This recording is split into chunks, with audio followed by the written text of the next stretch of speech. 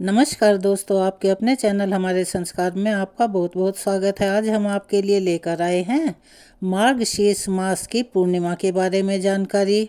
वैसे तो हमारे हिंदू धर्म के अनुसार सभी पूर्णिमा अपना अलग महत्व रखती हैं, सभी खास होती हैं, लेकिन मार्गशीर्ष की पूर्णिमा का विशेष महत्व माना जाता है। लेकिन उससे पहले अगर आप हमारे चैनल पर नए हैं और अभी तक चैनल को सब्सक्राइब नहीं किया है, आप सभी से निवेदन है प्लीज़ हमारे चैनल को सब्सक्राइब करें, वीडियो को लाइक करें, ज़्यादा से ज़्यादा शेयर करें, बेल आइकन को दबाना ना भूलें ताकि हमारी आगे आने वाली वीडियो की जानकारी आपको नोटिफिकेशन के जरिए मिल जाया करे। कमेंट्स बॉक्स में जय श्री कृष्ण हर हर महादेव लिखना ना भूलें। आपका यह छोटा सा प्रयास हमारे लिए काफ़ी मददगार साबित होता है। अगहन मास यानी कि मार्गशीर्ष मास में पड़ने वाली इस तिथि को इसीलिए भी खास माना जाता है क्योंकि इस दिन भगवान दत्तात्रेय की जयंती मनाई जाती है और मां अन्नपूर्णा की जयंती भी मनाई जाती है। इस दिन सत्यनारायण भगवान जी का पूजन करके रात के समय चंद्र देवता का पूजन भी किया जाता है क्योंकि चंद्र देवता के पूजन के बिना पूर्णिमा की पूजा अधूरी रहती है। पूर्णिमा की तिथि चंद्र देवता को समर्पित होती है। पूर्णिमा तिथि पर सभी पवित्र नदियों के जल में देवी देवताओं का वास होता है, ऐसे हमारे वेद शास्त्रों में वर्णित है। ऐसे में पवित्र नदियों के जल में स्नान करने पर सभी पाप ताप से मुक्ति मिल जाती है। पूर्णिमा तिथि के दिन भक्त गंगा जी में स्नान करने के बाद सारा दिन व्रत रखते हैं। दोपहर के समय श्री सत्यनारायण भगवान की कथा का पाठ या श्रवण करते हैं और शाम के समय चंद्र देवता का पूजन करके अपने व्रत का पालन करते हैं। इस बार पूर्णिमा तिथि पर भद्रा का साया भी रहने वाला है और पूर्णिमा तिथि 2 दिन रहने वाली है। ऐसे में आप यह भी जानना चाहते होंगे, आपको इसकी भी उत्सुकता होगी कि किस तिथि में पूर्णिमा का आपको व्रत रखना चाहिए और किस तिथि में आपको स्नान दान करना चाहिए। तो यह जानकारी हम आपको अपनी इस वीडियो में देने वाले हैं।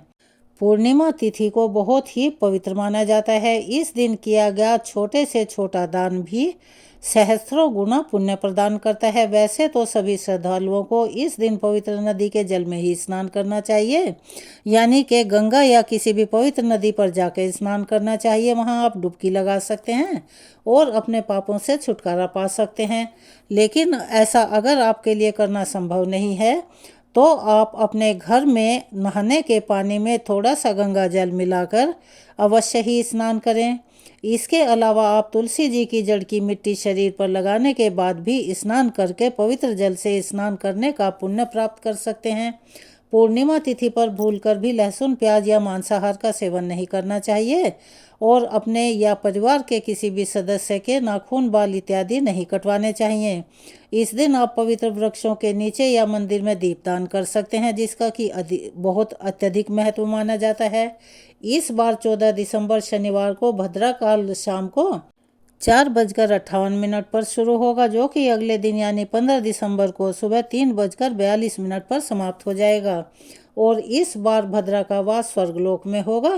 स्वर्गलोक में जब भी भद्रा का वास होता है तो वह पृथ्वी लोक पर शुभ माना जाता है। ऐसे में भद्रा का विचार आपको इस बार नहीं करना चाहिए। शाम के समय जो भी पूजा पाठ है या व्रत का पालन करना है वह आप निसंकोच होकर कर सकते हैं। पूर्णिमा तिथि प्रारंभ होगी 14 दिसंबर शाम को 4:59 से और पूर्णिमा तिथि का समापन 15 दिसंबर रविवार दोपहर 2:31 पर होगा। इसीलिए इस बार 14 दिसंबर शनिवार को पूर्णिमा का व्रत रखा जाएगा और उसी दिन अन्नपूर्णा जयंती भी मनाई जाएगी और दत्तात्रेय जयंती भी इसी दिन मनाई जाएगी और 15 दिसंबर रविवार को भी इस बार पूर्णिमा का व्रत रखा जाएगा। पूर्णिमा का जो स्नान दान है वह उदया तिथि के अनुसार किया जाता है, तो आप 15 दिसंबर को ही स्नान दान कर सकते हैं क्योंकि पूर्णिमा के व्रत में तुलसी जी की और पीपल के पेड़ की पूजा भी की जाती है, जिसके अति शुभ परिणाम मिलते हैं। तो रविवार के दिन तुलसी जी में जल अर्पित नहीं किया जाएगा, ना ही पीपल के पेड़ का पूजन किया जा सकता है। ऐसे में आप शाम की पूजा शनिवार के दिन कर सकते हैं। हालांकि व्रत आप दोनों ही तिथियों में रख सकते हैं, जिसमें भी आपको सुविधा रहे। जिस तिथि में भी आप व्रत रख रहे हैं उस दिन आपको पूर्णिमा के नियमों का पालन करना आवश्यक है। 14 दिसंबर शनिवार को सूर्योदय होगा सुबह 7:04 पर और सूर्यास्त शाम को 5:39 पर होगा। ब्रह्म मुहूर्त सुबह 5:28 से 6:16 तक रहेगा। अभिजीत मुहूर्त दोपहर को 12 बजे से 12:42 तक रहेगा। और इस बार पूर्णिमा तिथि पर दोनों ही दिन बहुत ही शुभ संयोग बन रहे हैं। सर्वार्थ सिद्धि योग बन रहा है, जिसमें सिद्धि योग सुबह 8:26 से और उसके बाद में साध्य योग रहेगा। राहु काल, जिसे कि बिल्कुल भी शुभ नहीं माना जाता और इसमें सभी शुभ और मांगलिक कार्य करना वर्जित माना जाता है। राहु काल सुबह 9 बजे से 10:30 तक रहेगा। इसके दिन चंद्रोदय का समय होगा शाम को 4:37 पर। तो शाम को चंद्रोदय होने पर इसके बाद कभी भी चंद्र देवता की पूजा करके आप व्रत का पालन कर सकते हैं। अब बात करते हैं 15 दिसंबर रविवार के मुहूर्तों के बारे में।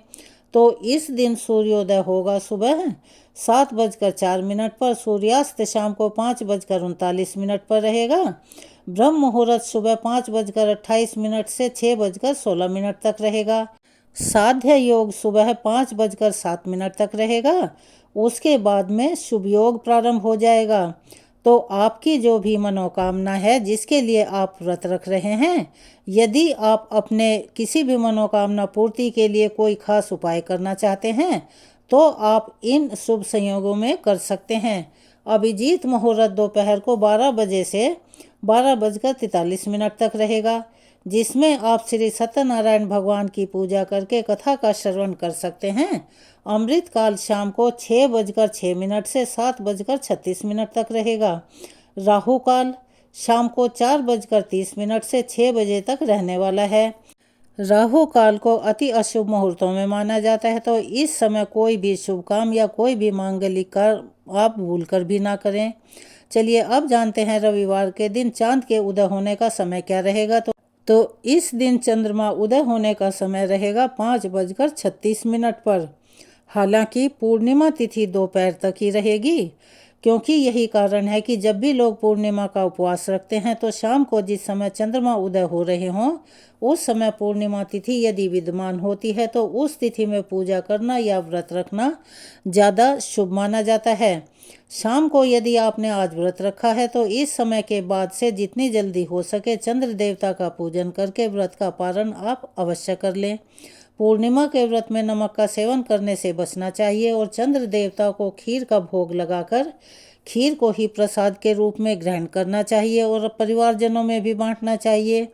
यह जानकारी आपको कैसी लगी कमेंट्स बॉक्स में अपनी राय अवश्य ही लिखें। अगर आप चैनल पर नए हैं तो प्लीज़ चैनल को सब्सक्राइब करें, वीडियो को लाइक करें, ज़्यादा से ज़्यादा शेयर करें, बेल आइकन को दबाना ना भूलें। कमेंट्स बॉक्स में जय श्री कृष्ण हर हर महादेव लिखना ना भूलें। अपना प्यार और सहयोग हमें ऐसे ही प्रदान करते रहें। धन्यवाद।